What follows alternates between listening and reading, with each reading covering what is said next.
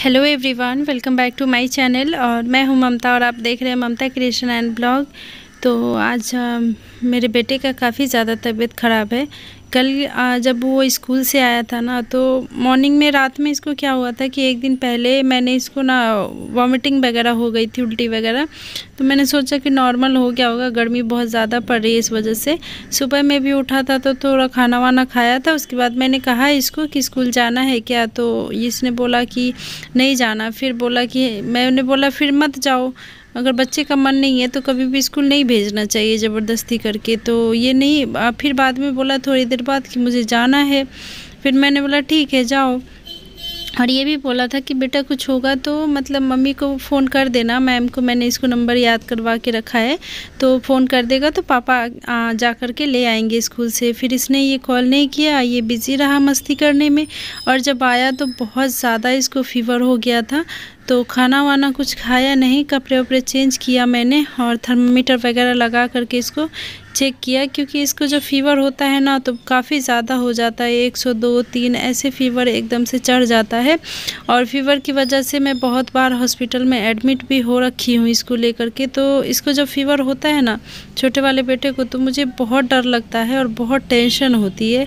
तो मैंने इसको फीवर बहुत ज़्यादा था तो 2-3 बिस्किट खिला करके ना इसको मैंने दवाई खिला दिया था, पैरासीटामोल। उसके बाद जब ये सोया था तो आधे 1 घंटे के बाद फिर से मैं चेक कर रही हूँ, फिर भी फीवर कम नहीं हुआ, 102 से ज़्यादा ही था। तो मैंने इसको पट्टी वगैरह लगाना शुरू कर दिया। Hello, good morning. और मैं जा रही हूँ अभी स्कूल, मतलब बच्चे को अभी स्कूल छोड़ने जा रही हूँ। और आज एक ही बेटा जा रहा है, बड़ा वाला, छोटा वाला नहीं जा रहा है, उसकी तबीयत ठीक नहीं है और मुझे भी कुछ करने का मन नहीं कर रहा है। तो अभी हम नीचे आ गए हैं,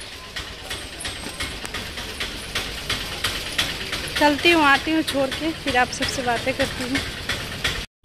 तो ये दूसरा दिन है और अभी भी वो सोया है। बड़े वाले बेटे को लेकर के स्कूल जा रही हूँ और मुझे ना उसकी पट्टी वगैरह लगाई, उसके बाद कुछ मन ही नहीं कर रहा था कुछ करने का, तो इस वजह से मैंने वीडियो नहीं बनाई। और उसके कल होके मैंने ये वीडियो बनाई। तो स्कूल छोड़ने जा रही हूँ और उसी दिन ये रात का क्लिप है। ये गुरुवार का दिन था, तो गुरुवार का दिन साईं बाबा का दिन होता है, आप लोगों को पता होगा। तो रात में ऐसे जुलूस टाइप का निकला था। यहाँ पे क्या होता है कि साईं बाबा का जो मंदिर है वहाँ से मंदिर से उठाया जाता है डोली जैसा, आप लोगों को मैं दिखाऊंगी। और इस तरीके से मतलब डांस वांस करते हुए सारी जगह घुमाते हुए जो है लेके जाते हैं। तो यहाँ पे काफ़ी अच्छा मतलब था, कृष्ण भगवान राधा जी बने हुए थे और डांस वगैरह हो रहा था और इधर बाजे वगैरह सब कुछ लगे हुए थे।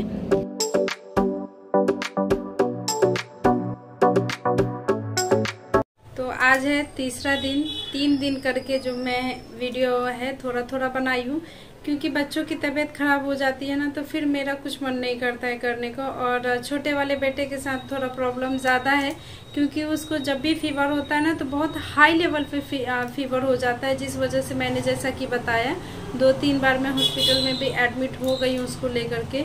तो जब भी उसको फीवर होता है ना मुझे काफ़ी ज़्यादा डर लगता है और बहुत टेंशन हो जाती है, क्योंकि कोई भी नहीं चाहता है कि हॉस्पिटल का मुंह देखे, हॉस्पिटल एडमिट होना पड़े। और जब आप अच्छे भले होते हैं ना और तब हॉस्पिटल में एडमिट होके रहना पड़ता है, तो काफ़ी मतलब ऐसा लगता है कि हम ही पागल हो जाएंगे। तो बच्चे को लेके काफ़ी मैं एडमिट रह चुकी हूँ, बहुत मैंने मतलब बहुत दुख झेले हैं छोटे वाले बेटे को लेकर के। आप लोग को पता होगा, जो मेरी डेली व्यूवर्स हैं, वो एक तो प्रीमेच्योर हुआ था, बचपन से ही काफ़ी ज़्यादा वो कमज़ोर है। कोई भी सीज़न होता है ना, जैसे सर्द गर्म थोड़ा सा भी होगा, अगर नाइट में भी कूलर चला के सो गई तो वो छींकना स्टार्ट कर देगा, बहुत ज़्यादा छींकने लगता है। तो उसके लिए मतलब हम भी बहुत मतलब अगर ज़्यादा गर्मी भी लगती है ना तो कूलर वगैरह बहुत कम चलाते हैं, बहुत कम यूज़ करते हैं, क्योंकि जब वो रात में सोता है तो वो छींकने लगता है, उसको ना ठंडी बर्दाश्त होती है ना गर्मी बर्दाश्त होती है, मतलब बहुत परेशान करता है वो।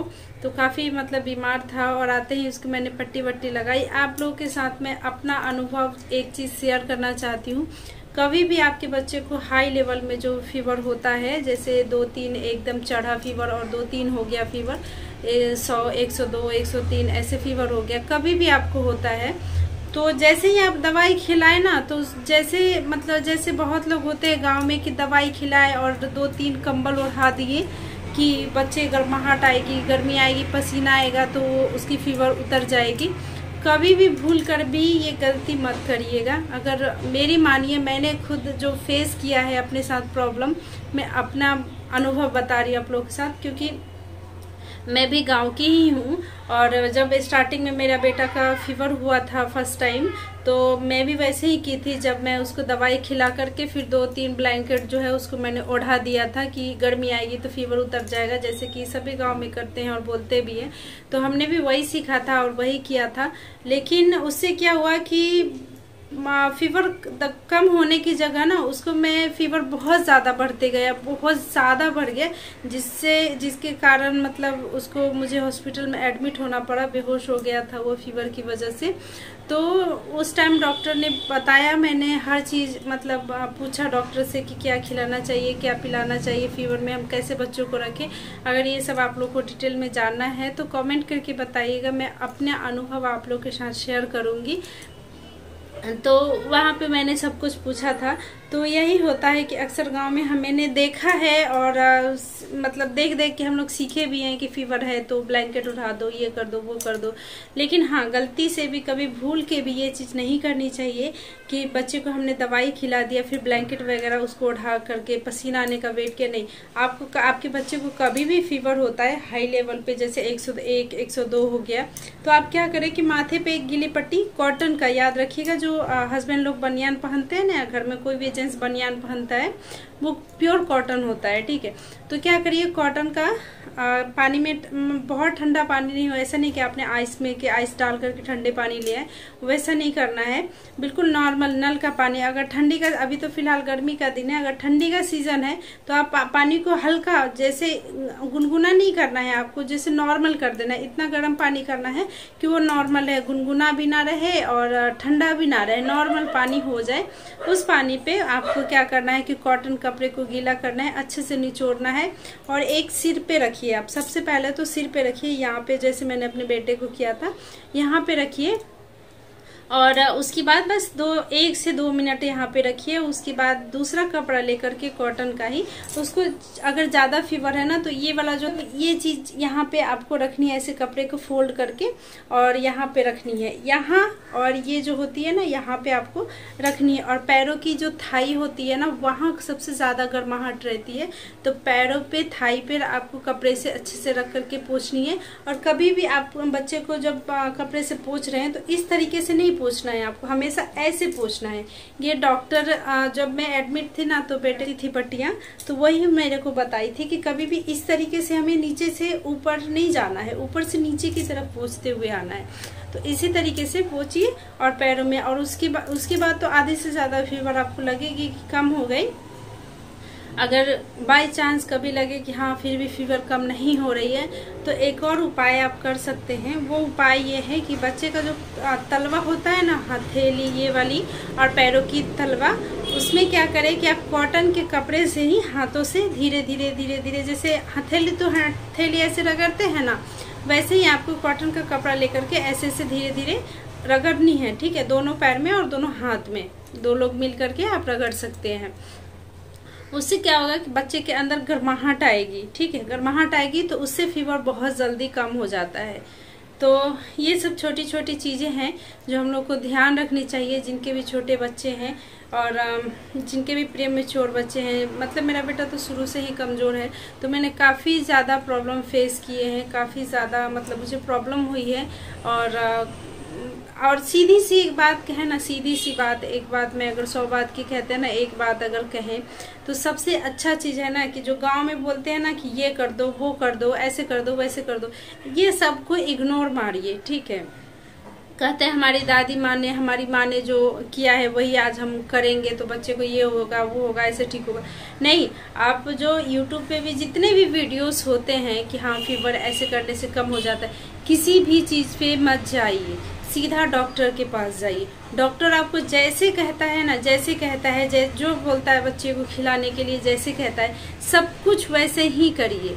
बिना किसी के पूछे। हाँ, ये अलग चीज़ है कि जब लोगों को पता चलती है तो लोग बहुत सारी बातें कहते हैं कि हाँ बच्चे को ऐसे करो, बच्चे को वैसे करो, इस तरीके से रखो, उस तरीके से रखो, ये खिलाओ वो खिलाओ।